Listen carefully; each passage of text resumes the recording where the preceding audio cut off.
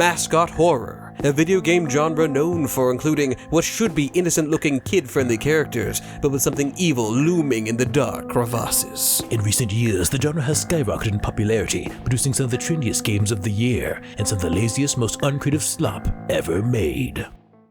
Slamat Paggy! Mio here! And Kiddo here to tell you that for every massive success like Poppy Playtime, there's a game that nobody asked for and nobody liked. We have compiled a list of the most beloved and the most hated mascot horror games. And since you likely already know what a mascot horror game is, as we just described it, we will jump right in with... The animatronic characters here do get a bit quirky at night. It's only fitting that to start off this video, we first talk about one of the most beloved mascot horror games ever made. Five Nights at Freddy's needs no introduction, but we're going to introduce it anyway. 10 years ago, game developer Scott Cawthon, after releasing some Christian adventure games, had a bit of a crisis of faith. After asking God to use him somehow, he came back to games with his faith restored, and released a point-and-click horror game called Five Nights at Freddy's. But this wasn't just a spooky, check the doors, check the windows, pull the blinds simulator though. It would also be a challenge to those who called themselves gamers, by having nights that ramped up in difficulty as the game progressed. What? I don't think he's gonna do it. I'm gonna do it! FNAF is highly praised for its sound design, which is pretty complex for the time, as well as its lore, which would help carry the series for over a decade. In fact, people have literally made full-on careers about FNAF lore theories, and to this day, we still don't know for sure what the exact timeline is. At this point, it's a meme. The first game, being somewhat accessible to the public, combined with several gaming YouTubers such as Markiplier, Jacksepticeye, PewDiePie, and Corey Kenshin playing it, made the game skyrocket in popularity. Plus, the game had recognizable and marketable characters such as Freddy, Chica, Bonnie, and Foxy that almost anyone in their pet bearded dragon would recognize. Soon enough, FNAF became a full-on series with over a dozen games, and somehow it's still going. And despite a few bumps in the road, with the new games produced by Steelwool, specifically Security Breach, the FNAF franchise seems to be going quite strong. But even after 10 years, many fans still have fond memories of the OG FNAF games, with many actually preferring the old games. So it is undeniable that Five Nights at Freddy's is one of the most beloved in the mascot horror genre. But while FNAF is on the list of everyone's favorite mascot horror games, Hello Neighbor is almost always on the list of everyone's least favorite.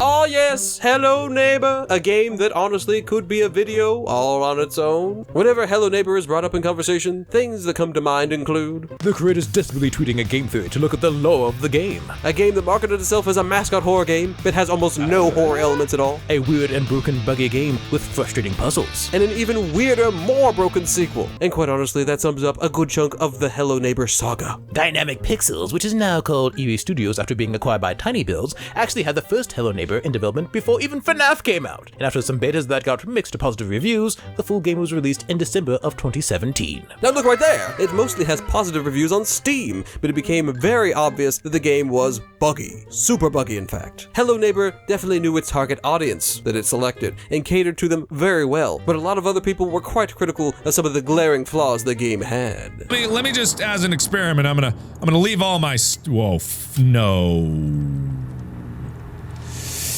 But the series would face a great deal of controversy when the second game came out. You see, during the marketing for this game, the devs had been teasing that the neighbor, the antagonist, would feature this super advanced AI that would learn from every person who played the game and would become more and more dangerous and difficult to defeat. How Mr. Peterson plays in one encounter with you might be different from the next, all due to his encounters with the game's community as a whole.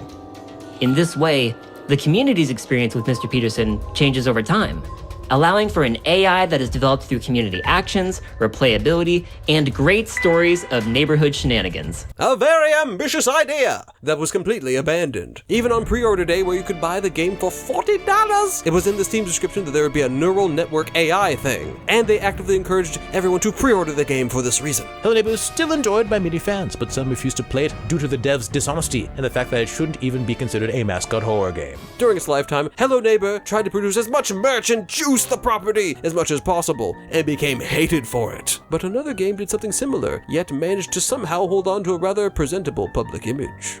I am having a very bad day.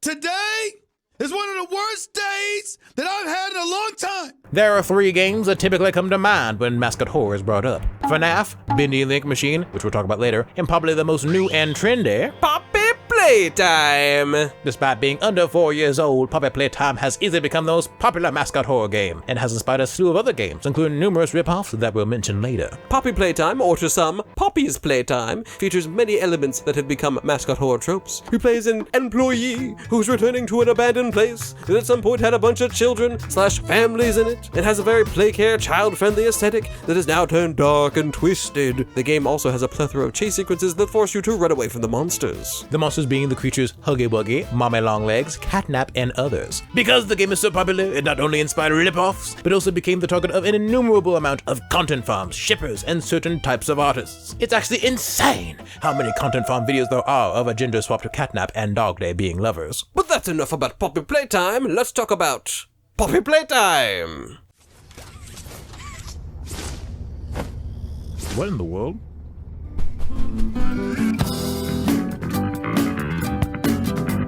To simultaneously be one of the most loved and most hated mascot horror games is quite the rare accomplishment, but somehow Mob Entertainment managed to pull it off. There's a whole iceberg of controversy surrounding the company, and to go into depth on all of them would take much too long. But to briefly mention some that directly relate to Poppy Playtime, the first game was way overpriced at $5, when the whole experience would last maybe 30 minutes. This little move would plant the thought in people's heads that the company was in it only for the money. And then they launched a crap ton of merch shortly after. And then they released NFTs. Oof! And the NFTs apparently were supposed to contain some lore, but after buying all of them, all you get is some letters. And if you buy all the NFTs, you get the phrase, "Mommy is coming." This obviously teased the next entire list, "Mommy Longlegs." So it's kind of weird that they're like, "Hey kid, you wanna know some lore?" When in reality, all you need to do is wait for the game to drop and you'll find out who Mommy was. Mob Entertainment would later say that they didn't know what NFTs really were, and some other stuff. But some people still don't trust them due to their other controversies that still don't seem to be resolved. Mob Entertainment is also still being accused of being money-hungry, greedy governors because of all the merch and possible movie deals, but Mob has done their best to refute these claims. All that being said, one of the most recent bits of drama Mob has been involved in relates to the most recent game, Poppy Playtime Chapter 4.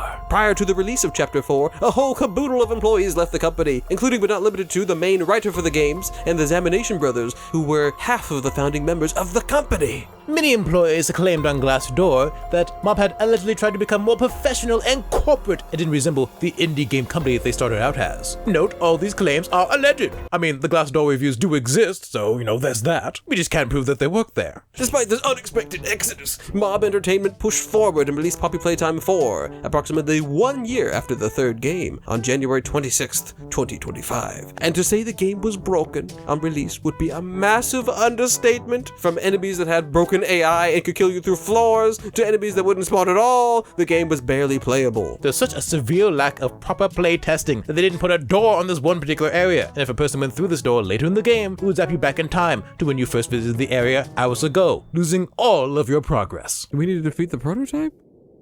Oh, it's in different directions. Let's try to figure out. This way.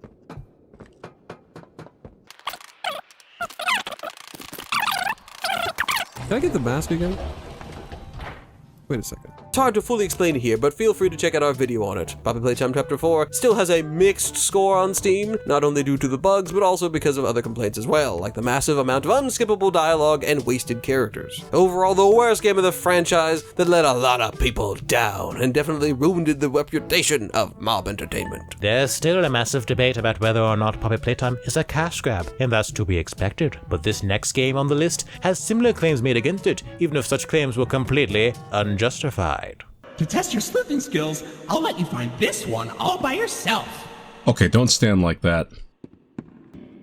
Look a little too sassy. One of the most recent contenders for most loved mascot horror game is none other than Indigo Park, made by YouTuber Unique Geese. Mr. Geese had previously made a game called Reincarnated, which was a remake of another mascot horror game, which we'll talk about later. And Mr. Geese actually made it with no prior game dev experience. Quite impressive. Now armed with a developer team and utilizing his own funds, Mr. Goose created Indigo Park. The game has you play as a silent, pasty protagonist who arrives at a decrepit old theme park that has some raccoon AI that is 1 part annoying, 3 parts adorable, named Rambly. The game is pretty basic for the most part, but the fans of the mascot horror genre fell in love with Rambly and also praised the music and the graphics of the game.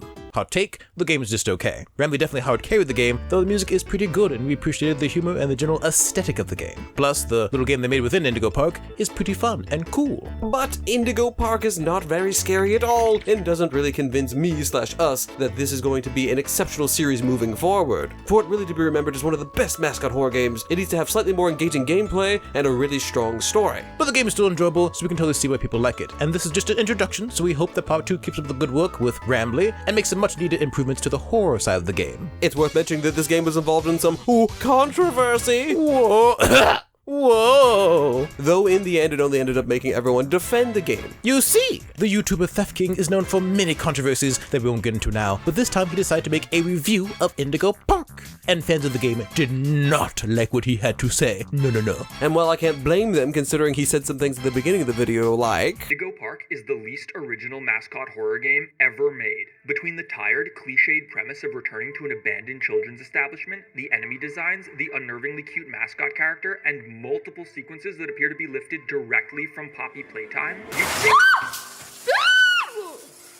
Theft King does make some valid points that most people would agree with. Like how the best part of the game is Ramley, and how the game more or less relies on him to be anything exceptional. He's not wrong how some parts of the Mario chase are reminiscent of Poppy Playtime, though I'd debate him comparing crawling through vents to the Huggy Wuggy chase. I guess this is a Huggy Wuggy chase too, and this one as well. And in the end, he even said he liked the game. So I think the main reason people didn't like his review is because a lot of people don't like him for various reasons, and because he said a few incorrect and or dumb things in the video. Like, using the term cash grab in this video doesn't make a lot of sense considering Indigo Park is free! Theft King would really walk back some of the things he said, despite previously stating he would stand by his review, by uploading the video again, but this time adding some things and taking out a few and swapping the intro. Kinda weird. And despite this alleged re-examination of Indigo Park, he apparently still missed the reference to Day Shift at Freddy's and simply said the Easter egg had poor voice acting, which was kind of the point of the Easter egg. All that said and done, Indigo Park has gone extremely viral, and now it has a fan base and numerous Rule 34 artists eagerly awaiting the sequel. Oh my gosh. Now, one would argue that Indigo Park is overrated and shouldn't be on this list. Well, you might be right, but the next game, in a strange twist, is actually overhated. Yo, enjoying the video so far? Great news, glad to hear it. Well, if you are, then please consider liking the video, because that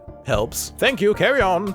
This is the weirdest sus thing I've ever seen. Now you might be thinking, Wait a second, Sprunki isn't a mascot horror game.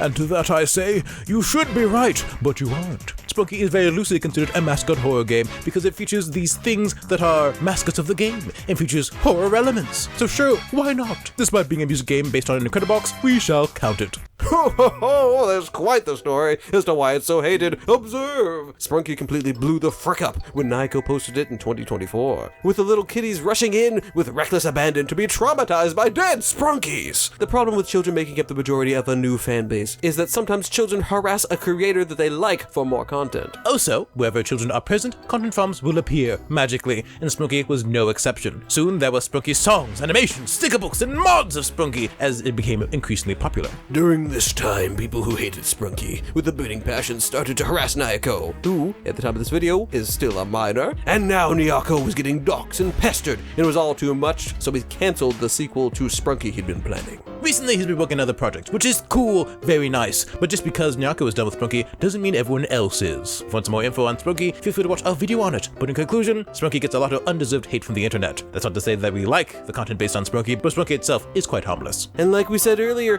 Sprunki prob shouldn't even be called a mascot horror game, in all honesty, but the next game on this list is considered one of the top 3 mascot horror games ever created. Let's go. Even though Bendy Link Machine might not be the first 3D mascot horror game, it is certainly the most popular at the time of its release in 2017 by Joey Drew Studios. The game has you play as retired animator Henry Stein, as he returns to his old studio after being invited by an old friend, only to discover that the studio has gone to absolute blue blazes because of a machine that brings cartoon characters to life. I'm sure there's much more to the story, but like a lot of these games, we've never played it. There's a mix of combat mechanics and puzzles in this game, and it was released in chapters before that was the cool thing to do. too. And while people were cool with the general gameplay, what people really loved about Bendy and the Ink Machine was this art style. With its 1920s/30s cartoon vibe, it stood out not only 8 years ago, but also today amongst the Mascot horror slop. Bendy is considered one of the OG Mascot horror games, since it really took the idea of a 3D Mascot horror game and ramped it up to the next level. Joy Drew Studios finally released the second game in the series 5 years later, and this game was also well liked, so I guess clearly something is working. It's worth mentioning that Bendy is often compared to Poppy Playtime, with some claiming that Poppy Playtime is extremely Bendy inspired. But this next game is clearly a ripoff of Poppy, which I guess makes it But this next game is clearly a ripoff of Poppy Playtime, which I guess makes it a ripoff of a ripoff? Wait.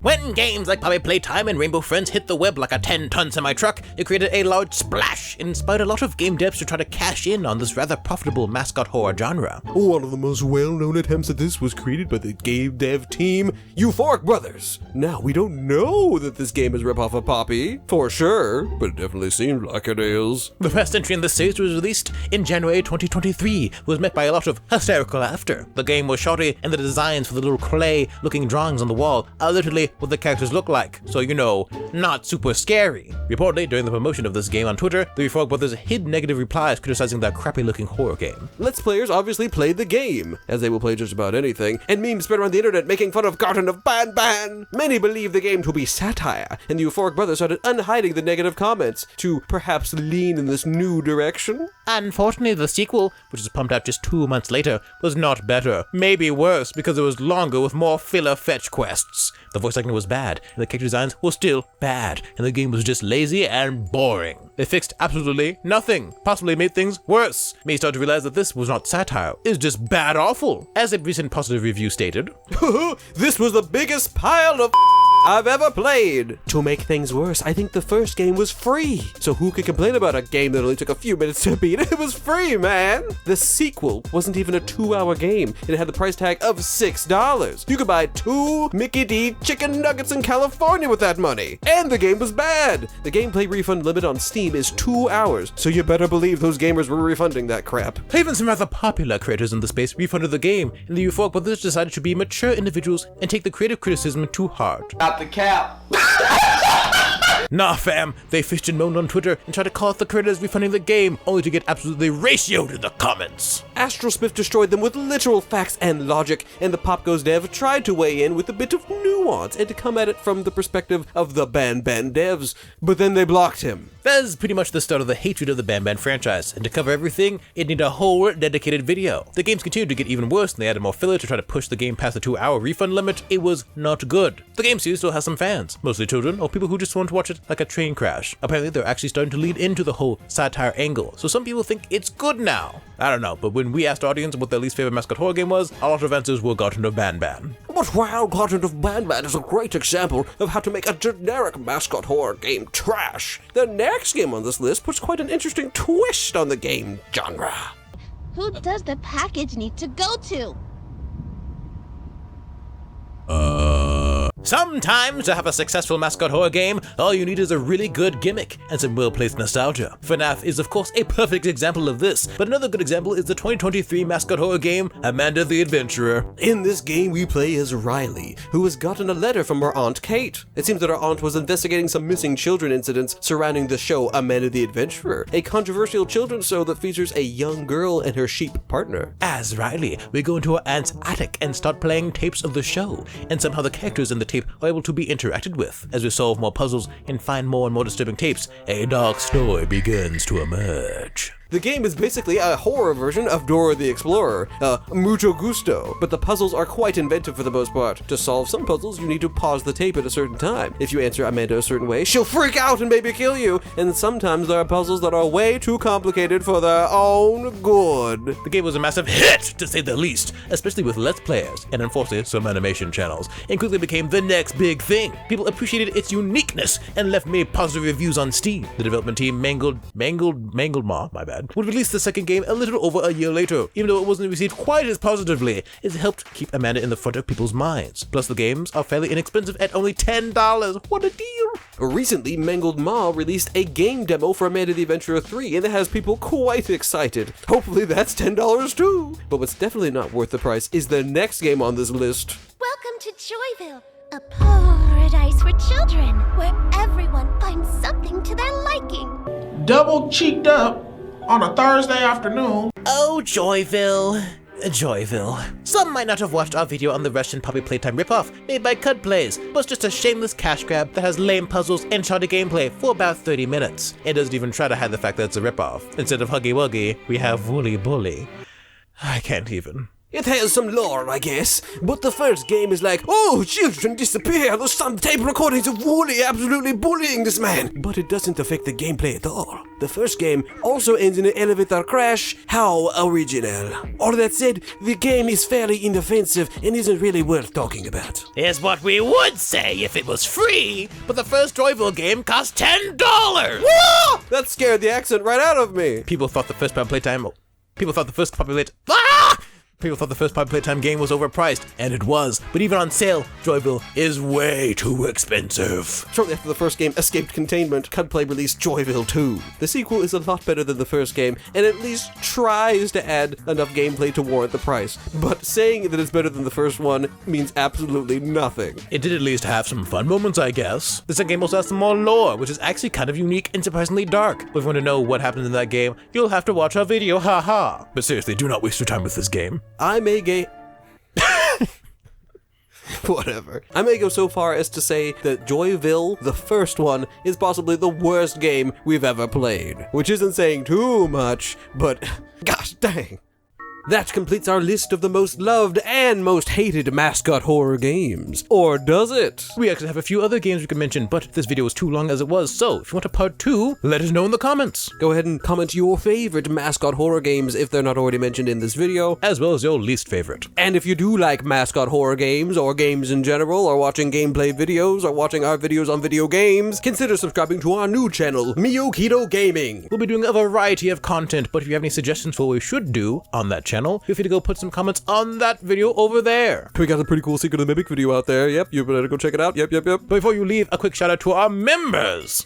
Look at these wonderful human beings. I think they're all human beings. And a big thanks to William YT for being a massive fan. They're all really cool people, and you can be a cool person too for as low as 99 cents. You get access to exclusive posts and videos, including the one that we'll be releasing in the next 2-3 days. It'll all be pretty cool, but you can check out this video over here. Or this video over here. Until we see you there in the wise words of the star. Wow, that's crazy!